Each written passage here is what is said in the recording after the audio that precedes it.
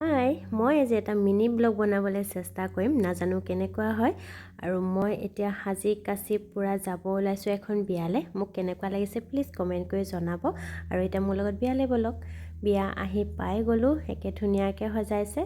তাৰপিছত গ'লোঁ ভিতৰলৈকে, ভিতৰত গৈ বহিলোঁ। বহাৰ পিছতে খাব পালোঁ কফি আৰু পকৰা। আৰু মই আৰু মিষ্টাৰ বৰুৱা এতিয়া বহি আছোঁ।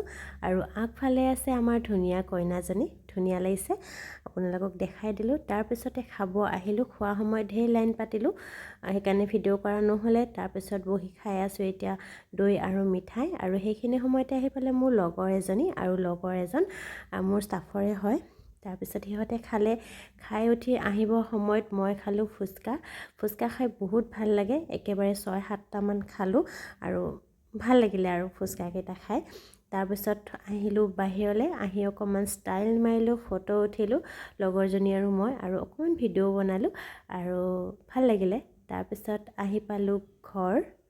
আহি পাই এতিয়া টাইম বহুত হ'ল, এতিয়া ড্ৰেছ চেঞ্জ কৰি মই শুবলৈ যাওঁ।